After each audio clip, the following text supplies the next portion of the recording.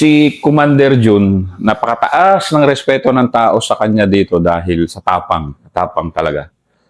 At yung nga, tested na tapang na hindi lang yung biro-birong tapang. Yan nga, sa unang episode niya, inubos lang naman yung isang magazine sa katawan niya, namula lang yung katawan niya.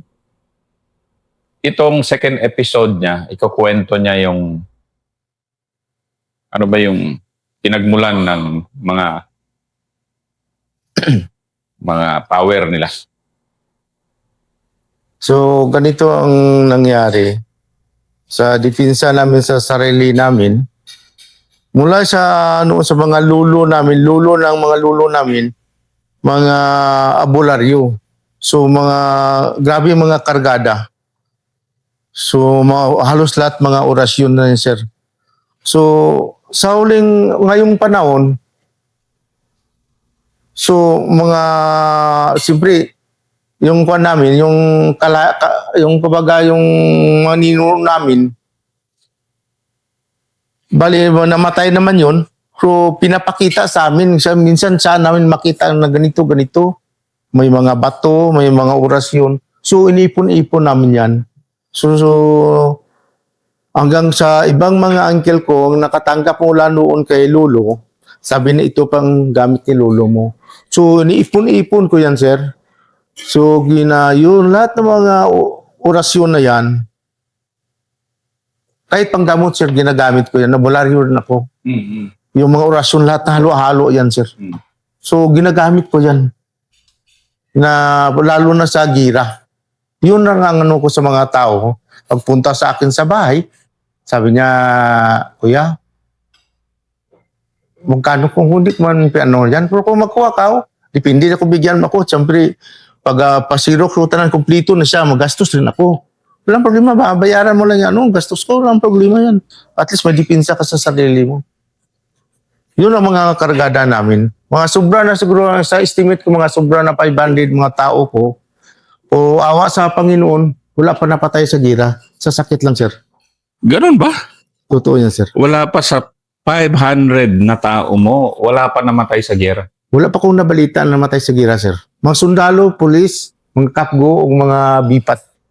Mga Kasi civilian. hindi lang naman kasi yung mga civilian yung lumalapit sa'yo, humihingi ng kargada o depensa. Kasi iba-iba ang tawag kasi rito, di ba? Kargada, depensa, Sir. anting-anting, ano pa. Ayun. Yun yung mga tawag. Pero, ganun pala. Kasi dito kasi may mga ganun kasi nakatulad mo. Ayan, galing ako ng New Israel sa Makilala. Ganun din doon eh. Yung dito kasi, ikaw din pala yung nilalapitan na hindi ka naman, wala ka mang kredibilidad kasi na magbigay ng ganon kung hindi ka rin tested. Ganon yung kultura sa ganitong mundo, di ba? Abot ang taga-Bukid noon, nung isang taon, sobra 20 sila. Dati mga NPA yun, sir, ha? Nag-surrender. Dating NPA. O nagkapgo. Pumunta sila sa akin. Sila ang ginaguide ng mga ranger ngayon sa bundok. Kaya dati sila mga NPA. Sinabihan ko yung kapatid niya, surrender kayo. Tapos, nagpunta sila dito sa akin, kumuha ng depensa. So, nagkapgo na sila. So, sila ginaguide ng mga sundalo. Sabi ko, tinanong ko itong isang buwan, kung dumating yung isang pamangkin, musta? Grabing bakbakan naman to, Col. Wala man, Col. Siya ang guide ng mga ranger sa bundok. Sweeto na dati siyang NPA. Yun nga sabi ko, yung mga ibang mga tao dyan, ng mga parinting natin, pakisabi lang na umalis na sila sa trabaho na yan, kaya walang makukuha sila. Magbalik sila sa gobyerno, magkapgo sila. At least may makuha sila buwan-buwan kahit sa pamilya nila. Yun nga, napunta kami dito kasi Kel. Mahirap na kayo, balik na kami sa gobyerno, titirahin kami ng kapwa namin NPA. So, kumuha sila ng pero bago sila magpunta dito, sir, mga 2 weeks, tumawag na yung isa sa akin na sobra 20 gawan mo kami, sobra 20 kami. So, ginawan ko na, sir. Pagdating nila, sige. Pili na kayo dyan, Yung makasya sa, ano nyo. Ganito may akong gamit sir dito. Tapos may gamit ko dito. Ay, kailangan kapag may gamit ka, nakadikit talaga sa balat mo, sir. Huwag Sige, huwag ilagay sa bag. Pag-usapan nga natin yung iba-ibang gamit. Iba-ibang gamit. Ano ba yung mga iba? Kasi mayroon gamit na iba-iba rin yung power. Oh, sir. Ikwento mo nga yan. Gaya ng ibang mga gamit, yung kinilagay yung mga kawil na ganito, kinilagay sa mga buti. Mm. Okay man yun, pero ang problema lang dyan sa mga ganun nga bagay, kapag makamali ka, lalo na nga, ginaan sa akin nga gamit, sir, bawal talaga magnakaw, tapos yung asawa ng ibang kapwa mo na may asawa, tirahin mo, kabawal talaga niya, sir. Ano pa yung mga bawal? Yun lang ang sa akin, sir. Wala yung bawal kumain ng Dugo. karne. Ang dugo. Dugo lang bawat Martes Bernis. Tapos yung aso, bawal rin. Yun lang. Hindi bawal yung maligo ng Martes, Biyernes. Wala mang problema magligo ng Martes May Bernis. ganyan, magkakaiba kasi, di ba? Oo. Magkakaiba. Pero yung mga kargada mo, anong mga power niya? Ano yung mga... Ay, yung ano kasi, kung tirahin ka medyo distansya, magbakbakan, magatayo naman ako, makita mismo ang bala, gaganyan lang, oh, tapos ganyan. Kung distansya, malapit ganun, distansya sa atin, sir, hindi na yan anong bala. Tatama yan sa iyo, pero hindi ka tatablan. Ilang beses ka nang na ganun? Dami, sir. Ngayon kanina, yung unang episode mo, sa magazine, inubos sa katawan mo. Ang dami na, sir. Yung isang magasin, yung iba ka, ilang bisis na bakbakan na malapit, may ganyan ang distansya, sir. Sa ano na, sir?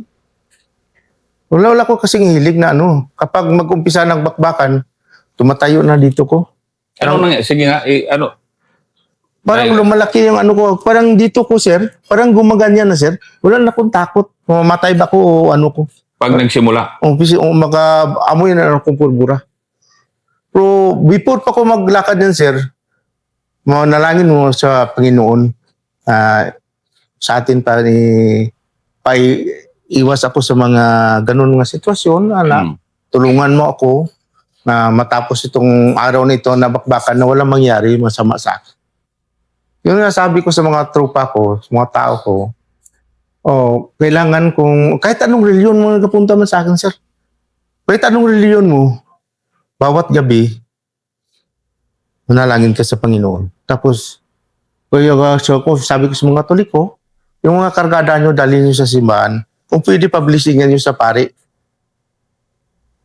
para normalize sa Hindi na yan gamit ng demonyo, gamit ng Panginoon. Kaya mga orasyon na lagay dyan, puro halos Jesus.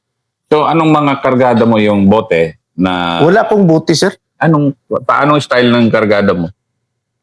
Ang kargada ko, sir, may kargada ko to. Ay, sorry. Ang dito kong kargada rin sa katawan ko, sir. Kaya kung magtulog ako, kinukuha ko yan, nilagay ko dito sa kilid ko, para ito lang ang kargada ko, dito lang nadipinsa sa katawan ko. Pero kung mag-araw, yung kargada ko dito, gusto mo makita, sir?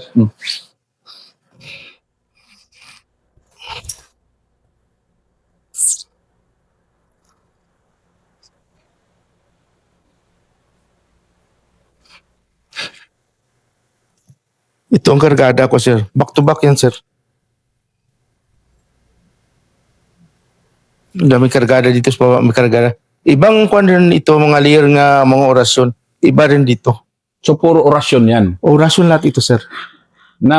Pero bawal mabasa dahil papel yan. Papel yan, sir, ito, sir. Pero bawat, sa isa ito, dalawang papel ito, back to back ang orasyon, tapos linagyan ng glue talaga. Ginaganyan ko pa yung parang martilyo na kahoy. Para pasukan man tubig, hindi basta-basta mabasa. Dami ng mga sundalo ng mga tao ko ng mga private. Pag umpisa, parang ipasok na lang ulo na sa butas, may butas. Pero pag nabigyan ko na sila, parang nahahang daw sila sa hangin eh. Gusto talaga matakbo magpalapit. Sabi ko, wag masyadong agresibo. Tapos, bago kayo maglakad, o magbakbaka na, unahin natin Panginoon. Maghingi tayo ng tulong sa Panginoon. Iwas tayo sa gulo, sa anong sitwasyon, na makabalik tayo ng buhay. Ito, sir. Bali, ito, sir. Depensa ko ito. Ito rin sa katawan ko ito, sir. Mayroon din ito. Ito, pangliig ko lang ito, sir. Nga kung makatulog ko ito, ilagay ko sa kilid ko. Ito sa katawan ko. Hindi ko ito, kahit magligo ako, Hindi tinatanggal talaga. tanggal. Ang tanggalin mo lang kung simple masawa ka, maglaro ka sa asawa mo, tanggalin mo. Tanggalin mo maglaro ka sa asawa mo. Tapos, kailangan pag umaga, sa akin, bawal alas 11, ipagsipin ko sa asawa ko. May bakbakan doon alas 12. Magligo muna ako siya, sir. Bago magpunta sa bakbakan. Kaya kung harasin lang doon naman si Bio namin, kahit alas 12, mga 7 kilometers yan eh. Lakarin ko yan, sir. Mag-reinforce ako sa CBO namin sa baba. Grabe.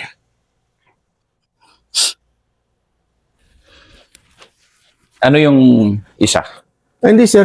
Ito kahit ginagay ko ito sa kunting papel ng ito, yung pamangkin ko, kita ng aso, no? Yung aso na puro lalaki, itim at saka pula. Yung nakahawak nitong papel ito, yung aso na pula, hinahabol ng aso na itim, gusto ko ninyo itong kinakagat ng aso. Pero, malayo yung ayun ko sa tagasaan daw sa aso, sabi ng pamangkin ko, dahil pagka naiwan ito na aso, pag sigaw niya, ginto yung dalawang aso, tapos yulog itong papel, tumakbo na dalawang aso, hindi na nakita kung saan nagpunta.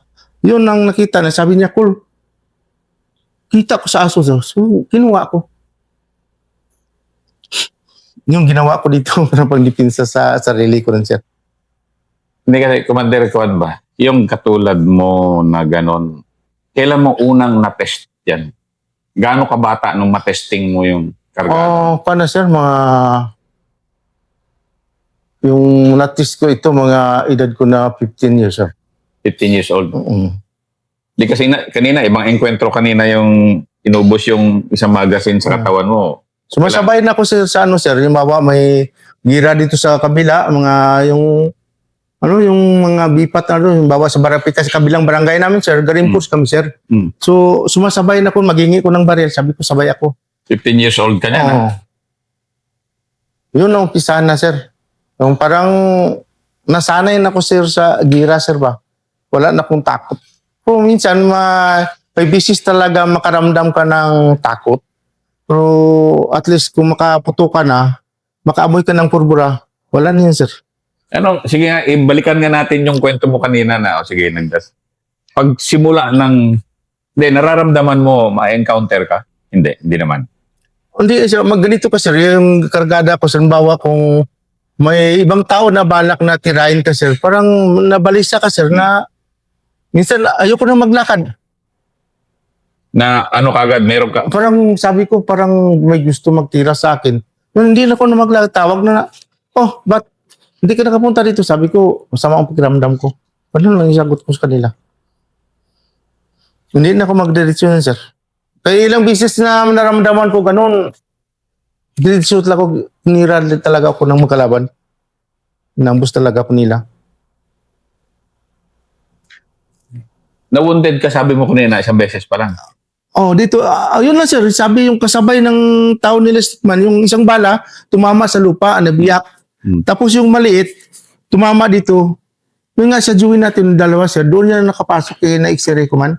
X-ray. So, dito yung buto-buto dito. Dito, sir. Yung dalawang buto natin ganun, dito pumasok. Yun lang, tama ko po dito. May mga tama ito, gapulo lang, katawan ko. Yun lang, basta tumama ang bala sa lupa, kahit ang abilidad mo, tatamaan. Kasi bawa, hindi ka maputokan ng baril or hindi ka tatamaan. Yung lupa, sir, pwede ko kunin yan, i-cross ko sa gitna, kunin ko, ilagay ko na sa tubo ng baril ko bago kita tirahin. Yun yung pangontra, di ba? Pumuntra, sir. Kasi yung mga kalaban mo, meron din. Oo, sir. Sige nga, kwentuhan nga tayo ng paano mo kinokontra rin yung dala ng kalaban. Kasi may dala-dala rin sila. May sir, may isa rin akong papel, sir, na hindi ko rin maintindihan. Back to back yun, sir. Sabi yung isang nagbigay sa akin na grabe rin abilidad niya, ibinigyan ko niya, sabi niya, ito ang pan. pamangkin ko yun, kahit anong abilidad ng tao, kapag nandito sa katawan mo ito, tatablan talaga siya, tumba siya. Kumbaga yun ang ano sir eh, pang contrast sa kalaban niya may depensa. So paano? Nangyari na ba sa iyo yung gano'n? Na nagka-testingan kayo ng kalaban na may depensa? Oh sir, yung tumitira nag-ambos ako, may mga depensa mo yun sir. Meron din sila. Siyempre, mga Christian din yun eh. Binayaran sila. Para ambusin ka. Ambusin ako. So paano? Sige, sample. Paano mo isang encounter mo na nagka-testingan kayo? Yung ano, doon sa baba rin, sabi ko na ano, yung marami kami yun. Kaya tinira kami. So lumalaban kami. Tapos doon sa high ground, nakaposisyon yung kasama namin. Buti lang dumating yung kasama naman iba. Kami, umikot na sila eh. Mismo sa poor area ng barangay pa namin yun. Kaabot kami mga siguro, mga 5 oras na bakbakan. Hindi na ko na, yung mga kasama ko, nag-drop na doon sa dating, dating kampo ng 64. So may irid. May training trenches. Hindi na ako nagtayo ko sa taas. So malapit ang kalaban sir, mga 100 meters siguro. Pero awa siya ang Panginoon. Ganun kaya kasi. Nagkatayo ka. Oo. Binibira ka. O tinitira. Gatira rin ako siya. Gatira rin sila sir. Noon nga sa tatay noong buhay pa, grabing galit na sa akin. Sabi niya, kumpiyansa ka talaga sa depensa mo ba? Sobrang tapang mo. Kung sabi ko kay tatay, kung binibiro ko sa tatay, sabi ko, takot ka mamatay si tatay nga, buti kong gwapo tayo. Sabi ko, binibiro ko naman na nagagalit sa tatay sa akin. Sobrang tapang mo. Lahat kami mga kapatid, ikaw, sobrang tapang mo talaga. So sabi ko, kapag walang matapang dito sa atin sa area natin sa tay, wala tayong magawa sa mga Muslim na yan. Nanakaw yung mga motor natin. Nakarnap, tinitira yung... Marami na namatay yung mga parente ko doon, mga karnap na tira nila tapos kunin ang motor. May mga ganun din pala. Oo, sir. Yun na nangyayari. Grabing galit na sa akin kay mga ilang commander na ito kinatay namin doon na hindi tinitabla tinira ng pulis, pinunta ng pulis, isang police car, binanata nila, hindi hindi talaga natablan. So, pinunta namin, sundalo si Bangko sa intelligence, isang putok lang ni 14, baliktad dito.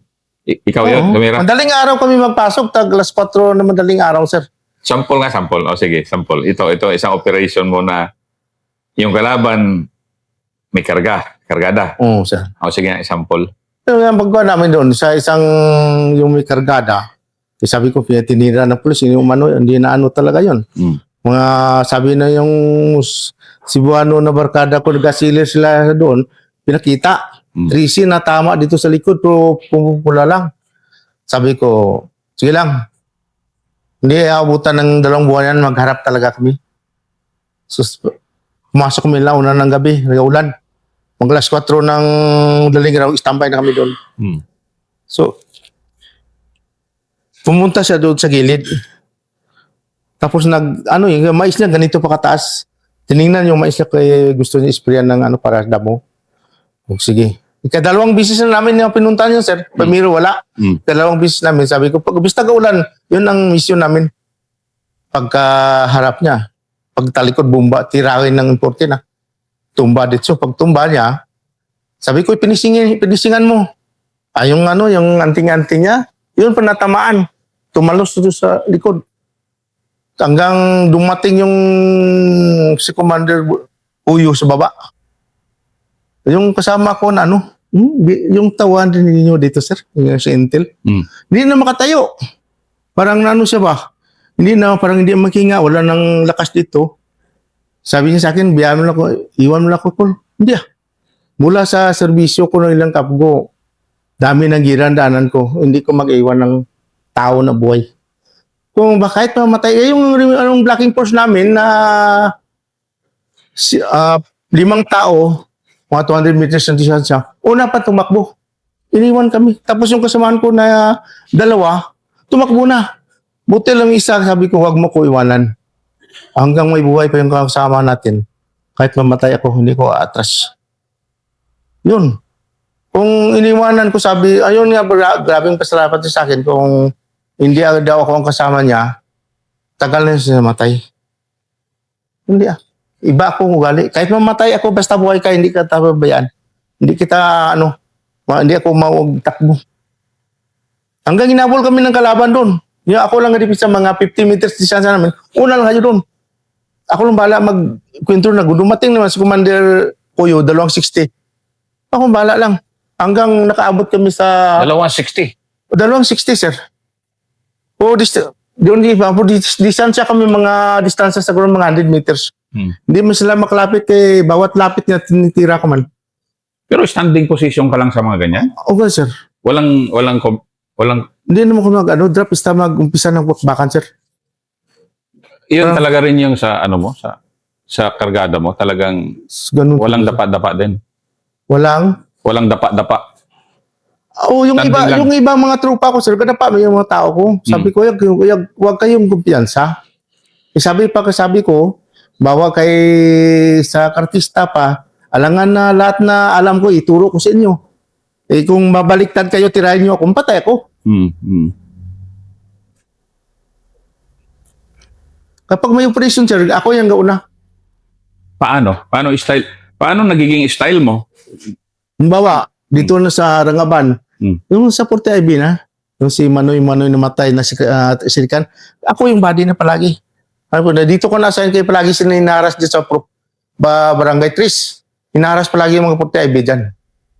So, yun. Pina-assign ko doon. So, sabi ko sa atong first sergeant na Porte IB, sabi ko, ganito sir, saan magbanda ang kalaban na dyan? Sir, so kung madaling araw, ilaw ng flashlight, madaling araw, papasok sila. Kung saan naka-plaster ng 60 at saka 50 nila, 30 nila, nandyan sa may punuan ng buri. O ganito lang gawin natin, Master. Kaso magkara sila, kayo ang bala dito sa kasada, ako ang maneuver sa masinggan sa kilid yung sa 30 SC50. Ako, meaning mag-isa ka lang. Hindi. Ang kasama ko, May kasama ka rin? mapito yung mga kasamaan ko na masahan ko. Mga tao mo rin. Oo. Mga kapgo lahat. Mga kursunada rin talaga. Pinipili ko yung tao, dalhin ko, sir. Yung iba, puro yabang lang. Pagdating sa panahon isang putok pa lang, doon na yung ulo, na sa lupa. So, pinipili ko yung tao na dalhin ko, yung matira talaga. Yun ang ko. Yun nga. So, paano nangyari nga yung encounter na yan? Kaya, paano mo Pero hindi yung nandoon pa kami, sir, hindi talaga natuloy, sir. Hindi sila umaras. Kapag hindi sila nakaharas, sabi ko sa first sergeant sa Porte IB, sabi ganito, Master, kapag hindi sila makapasok mga madaling araw, alas 2, alas 4, akong papasok sa area nila. So, ang tanungin ko sa kapgo, sino ang last relief? Sabi niya ako, Commander, mag-init ka ng tubig, magkape tayo. Pagkape yan, advice sila lahat anong gawin. So, ganito gawin natin. Pagkatapos natin kape, move tayo.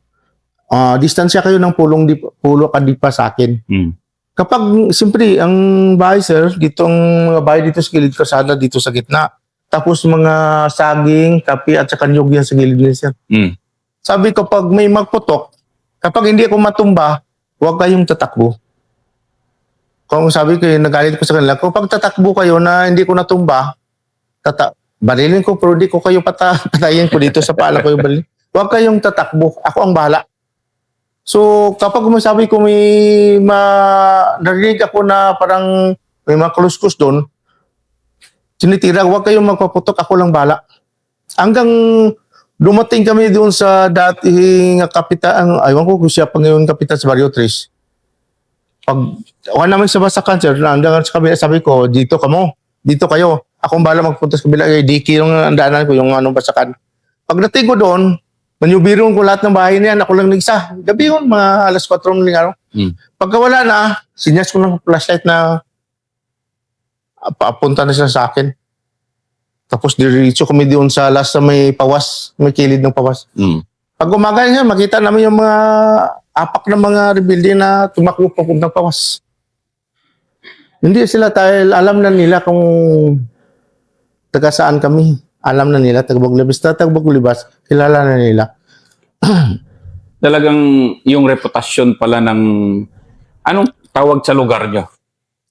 Ayun sa lugar namin, yung tawag na Barangay Baglibas. Pero sa sitio namin, purok size. Sabi pa ng mayor ngayon, kaya dumaan yung karnaper noon doon, inabol namin, sabi lang, luko-luko talaga ang na karnaper yan. Diyan para magdaan sa mga tao dyan, parang taga-Israel yung mga tao dyan. Mm. So, disiplinado talaga kami, sir. Ayaw namin yung gulo, ayaw namin yung mga tao makainom gani na maghahanap ng kung makadisturbo sa ibang tao. Yan talaga ang kontra namin. Ayaw namin yung taong magnakaw ng hindi sa kanila. Kung sa atin, sabi ko, trabaho lang tayo ng gusto. Makakain tayo. Huwag tayong gagawa ng hindi mabuti. Kung sabi ko, sa bakbakan, sabay-sabay tayo.